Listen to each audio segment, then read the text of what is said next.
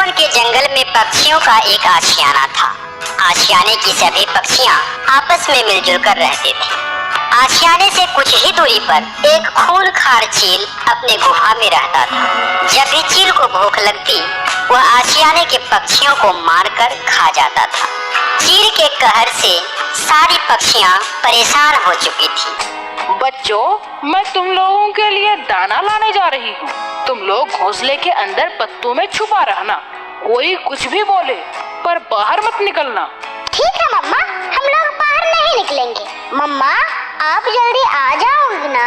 हाँ मेरे बच्चे, मैं जल्दी आ जाऊंगी। ओहो, बहुत भूख लग रही है। अगर मैं अंडों को छोड़कर दाना लाने चली जाऊं, तो जालिम चील अंडों को खा जाएगा। अब मैं क्या करूं? हाँ, घोंसले के ऊपर पेड़ की पत्तियां डाल देती हूँ, ताकि चील जब आए तो उसे अंडे ना दिखाई दे। यह कहकर तोती अपने अंडों के ऊपर पेड़ की पत्तियां डाल देती है।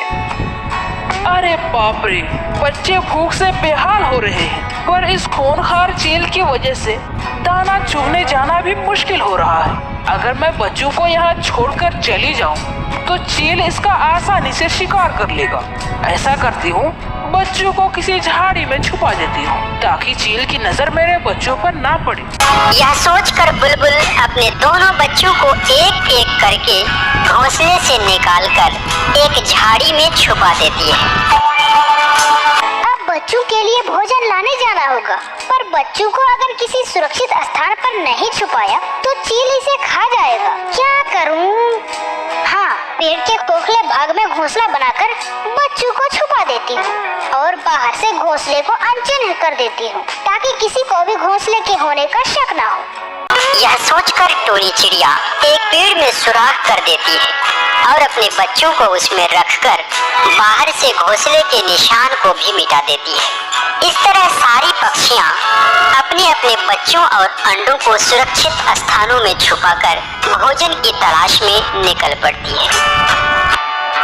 अब तक तो सभी पक्षियां भोजन लाने बाहर चली गई होगी। अब जाता हूँ और उनके घोंसले से भोजन चुरा कर लाता हूँ। यह कहकर कौवा भोजन चुराने सभी के घोंसले में जाता है, पर उसे कहीं भी कुछ नहीं मिलता।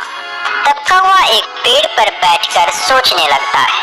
आज जंगल के पक्षियों को क्या हो गया है? ये सब कहाँ चली गई है? ना कोई पक्षी है और ना ही उसका कोई घोंसला। अब मेरे जैसे निकम्मे कौवा का अब क्या होगा? मैंने तो कभी मेहनत करके भोजन ढूंढा ही नहीं, सिर्फ भोजन चुरा चुरा कर अपना पेट भरता रहा है। अब मेरा क्या होगा? कौवा ऐसा सोच रहा होता है, तभी जंगल में एक खूंखार चील आता है। खूंखार चील को देखकर कौवा सोचने लगता है, अरे ये चील इधर क्यों आ रहा है?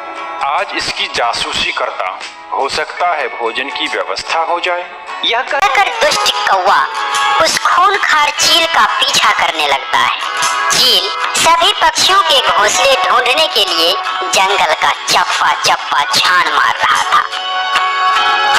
दुष्ट कौवा भी चील के पीछे पीछे उड़ रहा था।